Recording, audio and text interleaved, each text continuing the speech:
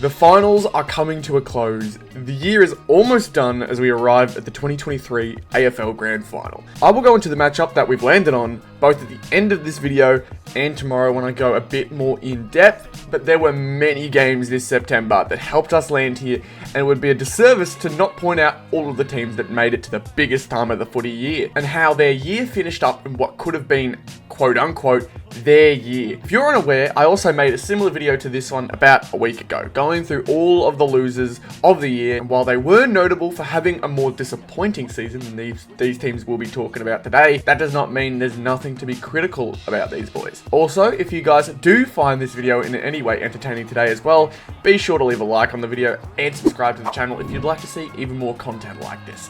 Because I've been having a blast making these ones, and seeing some of the love shown on the losers video has made this a really exciting process for me every time. But without further ado, welcome to AFL 2023, the finalists. Let's get into the first team eliminated from the finals.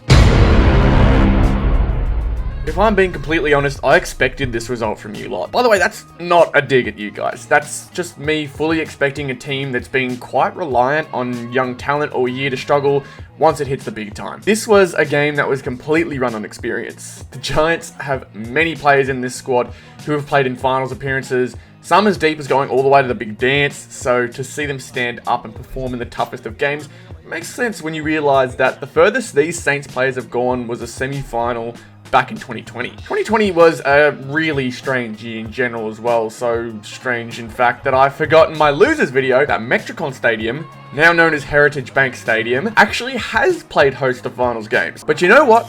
It doesn't count. Mickey Mouse Arena is the new name for me. Ask me if I care if I hurt your feelings, Gold Coast fans. I can take on all three of you. Back onto the Saints, you guys are in a pretty good place and on a good trajectory. Mitch Owens, Mateus Philippou, Isaiah Wanganeen-Malira are three guns in the making, with plenty more to back them up in Max King, Caminiti, and Windhager are some that I really like. That's not to mention all the strong leaders in the club, Steele being the greatest in my opinion. Rowan Marshall continues to impress. Sinclair is almost a shoo-in every year at the moment for All-Australian, and Brad Crouch was solid all season. Give it a few more years of good improvement, and this team could see so much more signs of success, as shown by their incredible beginning to the season. However, if we see regression next year, or even just another year of promise wasted with an early finals exit, then it might be time to start pushing this group a little harder. My god, this could have been an embarrassing year for you. It was looking very worrying towards the end of the season as to whether you blokes were going to see finals action after your whooping in the granny last season. But it seems that all it takes to find your talent again is to play West Coast. As sad as it was to see you play these guys when I think you were ranked 14th in the competition at the time, 171 point walloping is always a great way to build confidence. But unfortunately, what you guys failed to understand once you locked in your final spot was what goes around comes around. Your reward for getting the first double ton in years was to be matched up against the Red Hot Blues once finals time came around. And although you gave them your absolute all, it just wasn't enough. I guess your claim to success this season was that at least you guys made it to the finals compared to your grand final friends Geelong, but they have the shiny silverware to make up for that fact. You guys just have public embarrassment. I'm pretty sure in some places what happened to you guys on grand final day in 2022 could be considered illegal. You realize that they beat up criminals in prison. Good luck for you guys in the future, I guess. You've got a lot of talent for sure, even though you just lost an all-time talent in Buddy Franklin. But I can't help feeling that you guys have wasted your best opportunity to win it all. Prove me wrong if you like, but I think a lot of other teams not only have better squads than you right now, but they haven't reached their ceiling yet. I feel like you're on the way down with this group. But hey, if there's anyone who could lead a group of soldiers into a big year, it's their strong and responsible captain, Callum Miller. Oh, come on, mate. How did you do it again? 2021 feels like a fever dream at this point. Straight sets, 2 years straight, I feel like is harder to do than just accidentally winning one. If we're being honest though, you probably had the toughest two teams to play against this season back to back. They were both in form and you gave a mighty fight to the Pies, dropping just short and being visibly wrecked after such a tough fight. That was probably the most worrying sign for D's fans after that one though. They dropped their heads, running into the previously mentioned destructive Blues the week after, and once again, after an all-out brawl between these two, Melbourne found themselves on the wrong side of the coin again. You guys have the talent and the heart to have been a dynasty over the last 3 years. And to have one winning season and no finals wins since is a very glass half full or glass half empty situation. When the glass is half full, you can say that the premiership they won in 2021 is worth all the heartache since then, and they still have so much more time and talent to win more in the future.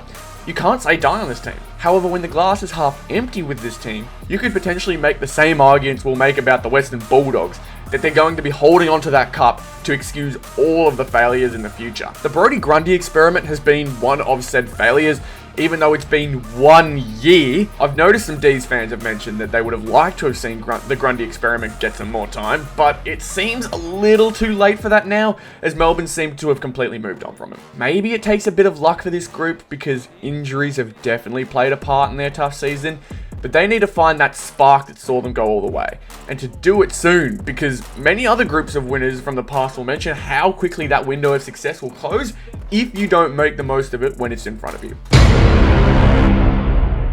I just can never take this team seriously. They definitely were a contender this season, don't get me wrong, but even during their massive win streak, I just could not fathom them going on to win it all. Is it young talent not having enough experience? Is it older players falling off the cliff? Is it a team-wide problem? Maybe it's even mental, and that hurdle they've wanted to climb over the last 10 years to just make the grand final has been too much for them. Whatever the missing piece for this team is, it's clear that it's a major problem. It's why I'm probably not as harsh as I have been to many other teams this season as I am on the Power, because even I don't know what they do from here, or what their problem even is. Many will like to point out Ken Hinkley, who I guess is the AFL equivalent of Doc Rivers from the NBA. He manages to always coach teams to the finals, but always finds a way to choke at the biggest stage. Although this year was definitely disappointing after the expectation that they could go all the way, I still think it is nowhere near how bad 2021 was. Getting smacked the way you did in that prelim still sits nicely in my mind whenever I think of this team, and I wouldn't be surprised if it still does to a bunch of blokes on this team. Your team is ridiculously talented, even if you don't include the fact that your Brownlow medal winner from 2 years ago didn't get a single vote this year. That goes to show how this team has progressed and didn't lean on any single player too much. Yet that metaphorical monkey is still on the back of this club. Despite my spite for this team, some players more than others, I will wish you luck, as this team is really fun to watch when they're firing on all levels, but come on. Surely we can come together to agree to legally superglue a muzzle over Kane Corns' mouth. Wow. Wow, I can't believe you got this far. Outside of the grand finalists, you guys were by far the most impressive team of 2023. After losing Tim Taranto and Jacob Hopper, two of their best players in 2022, to the same team they got booted by in 2019's grand final, you guys still managed to bring the next man up mindset to new heights. I can't remember what place I had you guys to begin the season, but I'm sure it wasn't anywhere outside the bottom four. Your loss to West Coast would have just confirmed that thought to everyone at the beginning of the year, but the fight this group has is more than impressive. It's inspiring. I love this team. Almost always have their backs against the wall and nearly knocked off the minor premiers in a preliminary final reminiscent of the 2019 prelim, which found them on the other side this time. You boys are battlers, and if for some reason you stumble across this video, I want to personally thank you for making the finals an enjoyable watch this year. I can't find the stat for the many different places they would win games at, and it's just more proof to show that this team has the guts to keep fighting year in and year out. The story of the two expansion sides from the early 2010s is just even more interesting now from this year. GWS has established a heart and soul. They're gritty, and you can never count them out. While Gold Coast, even when they have everyone backing them to do the bare minimum and make the finals, they still can't find a way to make the top 8. What this means, however, after this year is that next year you need to be consistent from start to finish. If I was them, I'd be aiming for top 4 next season. No stupid losses to West Coast or lapses in judgment at random points. Show your standard and stay there. Either way, congratulations on a fantastic season, and I'm excited to see what you've got in store for us next season. As a North fan, it's so tough to say this, but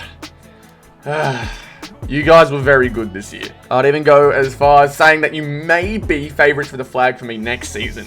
Ever since round 15, you guys have hit a new stage of being, winning big games over and over again to slip into 5th after being down and out a little over halfway through the season. Blake Acres may have earned himself a statue at Icon Park if you guys found a way to win it all this year, and when you guys belted out to a 30-point lead in the first quarter of your prelim against the Lions at the Gabba, you damn near convinced everyone that we were going to get the most obnoxious grand final we've seen in decades. But I think it's fair to say that your window begins now. You have a few years to make the most of it and win that grand final, because I quite enjoyed when you guys were in North's position, feeding off the bottom and struggling to find the light.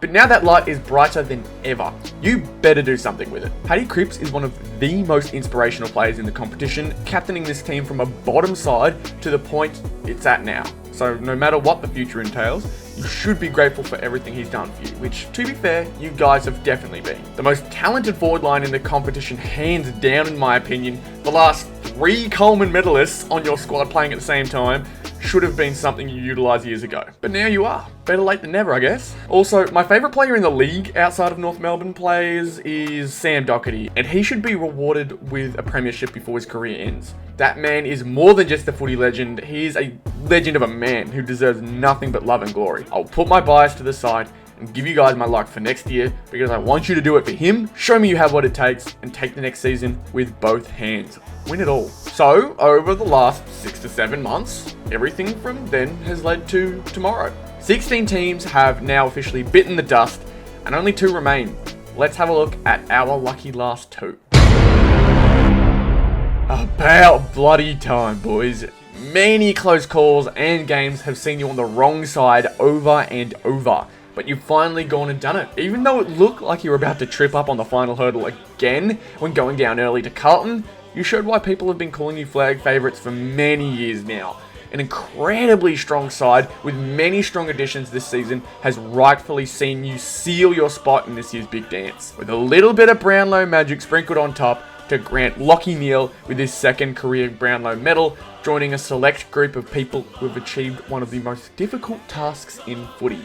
2 Brownlow medals. What doesn't this team have? They've got a gun midfield group that tops the competition, an incredibly strong backline with the leader of this squad at the helm, and a forward line that's run by the leader of West Virginia. The biggest tragedy of their season is losing Will Ashcroft towards the end of it with an ACL injury that will see him miss the opportunity to win a grand final in his first year in the league. This team from top to bottom, however, and onwards from the bottom, is absolutely loaded and have what it takes to bring hell to their opponent on Grand Final Day. But the biggest problem for them may just be the location of Grand Final Day. They're noticeably pressured when playing at the MCG, and while they're not hopeless in Melbourne, my biggest memory of their MCG play is against Geelong, when they were demolished in the prelim final, which honestly stopped me from believing in this team. But they proved me wrong, and I'm sure this team is more than ready to show why they cannot be looked over, because 16-0 at the Gabba over the season tells me their best football is the best this league has to offer, and can see them win their first grand final since the end of their early 2000s dynasty. However, one of their victims of their 2000s dynasty has come back for revenge, and this time they're not here to play the bridesmaid. This team is scary. Scary in 2 different ways, however. The obvious is their play on the field. When they are playing at their best, they glide on the top of the field and cause teams to crumble under pressure. Even when the games get close, they have made a name for their clutch genetics. Although not nearly as notable as they were for their close wins last year, that's mainly because this year they blow teams out of the water before they need to bring in their clutch guns. However, their second way they've been scary this season is their fan base. Look, it's pretty easy to make fun of their fan base, don't get me wrong, but what you can't make fun of is how impactful their tight-knit group is when it comes to the game time. It was mentioned by Giants players, and I think Brent Daniels off the top of my head, that after their prelim final, how intimidating it was to not even be able to hear their own club song over the Collingwood chant booming around the crowd before the game. Although it may not be as bad this time around with Brisbane fans being more vocal than Giants fans, it's fair to say that when it comes to a home ground advantage, it doesn't get much better when you're a Collingwood player. However impactful their fans may be, it really does come down to the play on the field. Their squad, led by their defensive anchor in Darcy Moore, but with support out the wazoo from back to front. Clutch genes were mentioned before, but no one exhibits that gene more than Jamie Elliott, who has shown time in and time out that when the game is on the line, he is more than happy to take over. But their forward gets stronger with the likes of De Goey, Bobby Hill and Brody Myercheck. Their backline keeps the excitement flowing with Jeremy Howe taking high flies. Braden Maynard getting under not only just his opponents, but the country's skin. That's how effective he can be. Although this without mentioning their top of the line midfield led by second year player who's on the path for greatness in Nick Dacos. His brother Josh has his back from the wing, owning the position with little to no problems, and so many more players to work with, including an all-time great in Scott Pendlebury. This team is something else, and showing why they're minor premiers this year, as they come in as favourites to take this season's flag. But, as always, you can't trust the odds. Does that mean my opinion is different to those odds? I'm honestly not sure.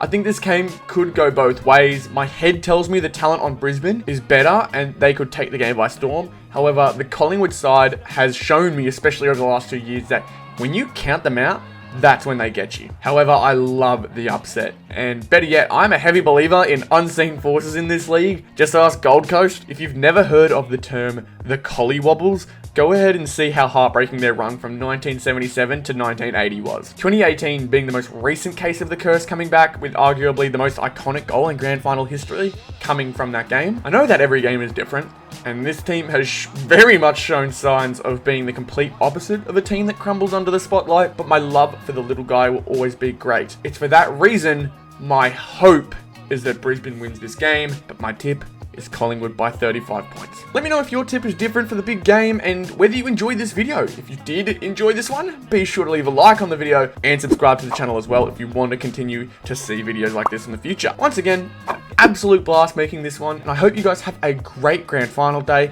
whether it's watching it at home, with mates, or at the ground. Thank you again for watching, and I'll see you guys in the next one. Goodbye.